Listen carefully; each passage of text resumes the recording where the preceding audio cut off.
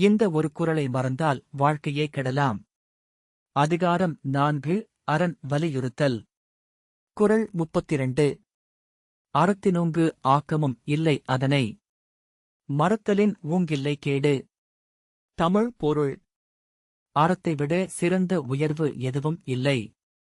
அதை மறந்துவிட்டால் அதைவிட பெரிய தீமை எதுவும் இல்லை. எளிய விளக்கம். நாம் வாழ்க்கையில் எவ்வளவு பணம் சம்பாதித்தாலும், பதவி பெற்றாலும், புகழ் அடைந்தாலும், அவை எல்லாவற்றையும் விட முக்கியமானது அறம். அறம் இருந்தால் உயர்வு உறுதி. அறம் இல்லையென்றால் வீழ்ச்சி நிச்சயம். உதாரண கதை.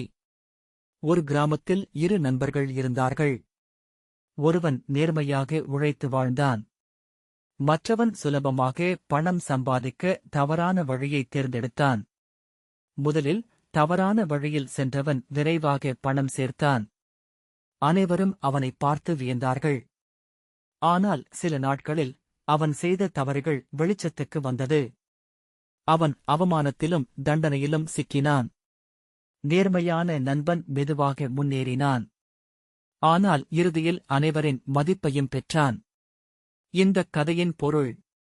தவறான வழி ஆரம்பத்தில் உயர்வை தரும் போல தெரியும். ஆனால் அது நீண்ட நாட்கள் நிலைக்காது. அறம் மட்டும்தான் நிலையான உயர்வை தரும். ஊக்கவுரை. சிறிய லாபத்திற்காக அறத்தை விட்டு விடாதீர்கள். தற்காலிக வெற்றியை விட நிலையான மதிப்பு முக்கியம். நிஜ வாழ்க்கை சம்பவம். பல பெரிய நிறுவனங்கள் தவறான முறையில் வளர்ந்து பின்னர் சரிந்ததை நாம் பார்த்திருக்கிறோம். ஒரு தவறு, ஒரு ஊழல், ஒரு பொய் முழு வாழ்க்கையையும் பாதிக்கும். ஆனால் நேர்மையாக உழைத்தவர்கள் மெதுவாக இருந்தாலும் உயர்ந்த இடத்தை அடைகிறார்கள். நகைச்சுவை உதாரணக் கதை.